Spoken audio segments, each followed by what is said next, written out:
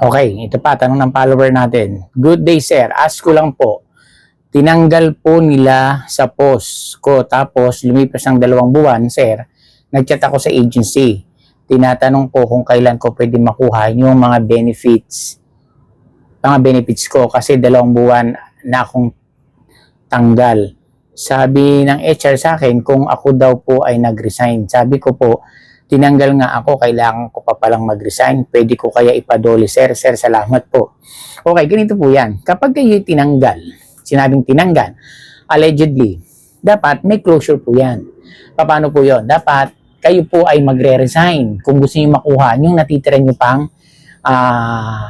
na maibigay sa inyo, like yung final fee na tinatawag, yung inyong mga natirang sweldo, 13th month pay, kung meron pa kayo niyan, plus yung mga cash bond or ano pa man, na ibibigay sa inyo. Pero hindi talaga maayos yan hanggat wala po kayong resignation.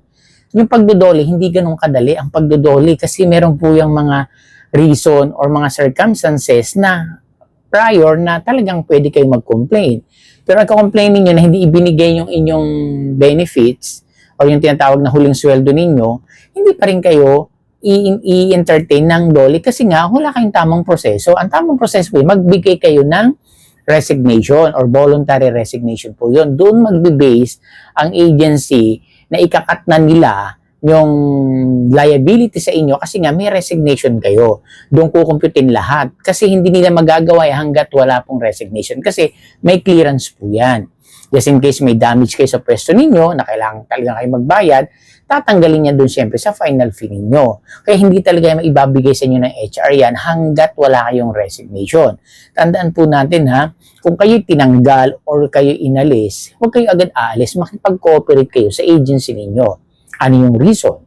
Kasi kung hindi na kayo bumalik, sa malamang yan, tinanggap ninyo na talagang mali kayo. Di ba? Yun kasi may notice yan baka binigyan na kayo ng NTE or notice to explain ng officer ninyo, hindi nyo kayo sumipot, so walang mangyayari doon. Ibig sabihin, talagang iaawol kayo or tinanggap nyo na mali, hihintayin na lang kayo hanggang kayo dumating sa kanila para ma-serve sa inyo yung notice to explain or kung talagang magre-resign, pwede kayo mag-file ng resignation. Doon sisimulan yung inyong pagkuha ng inyong mga natitira pang kaukulang sweldo na para sa inyo. 30 days po iyan. Upon filing resignation, i-check ng HR yan. Siyempre, magki-clearance pa kayo niyan. After makuha yung clearance, maayos.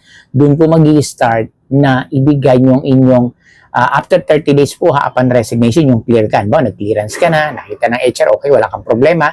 Tapos sabihin sa'yo, after ganito, bumalik ka. Yan. So, magpa-follow up ka na lang. Pero yung ngayon kukunin agad na wala kang resignation, hindi po talaga ibibigay yan. Kasi kailangan po, may proseso. Documentation po kasi yan. Hindi po pwedeng aalis ka, ibibigay nila na walang kaabog-abog. Hindi po ganon. So, maliwanag po, sir. Kailangan po, sir, mag-file kayo ng resignation para makuha ninyo yung final fee ninyo, yung natitira ninyo. At yung pagdodoli po, may tamang proseso po yan. Hindi po ganon. Tandaan po natin, ang dole ay ano po yan? Iyan ay para sa mga employee at employer, hindi lang sa empleyado. Pati employer iniingatan ng Department of Labor and Employment. Kung si employer ang may demand, pwede ka makasuhan din ng employer mo. Hindi yan para lang sa mga employee.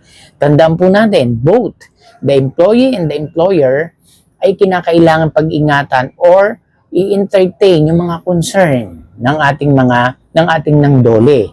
Kaya hindi ko tingkibit mo doli agad. Titingnan dyan, ano yung problema mo, ano yung reason mo sa SENA.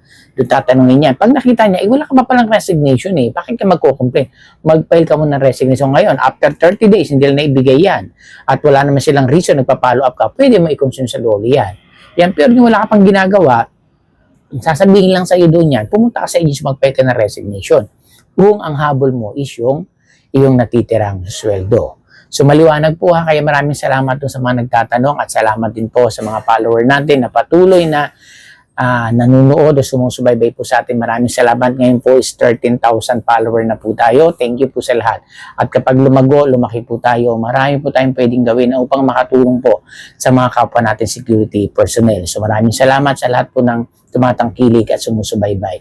Ingat po palagi, panatilihin po natin ang tugiling, lagi magtanong, manood ng mga mahalagang video, lalo sa trabaho ng mga security personnel.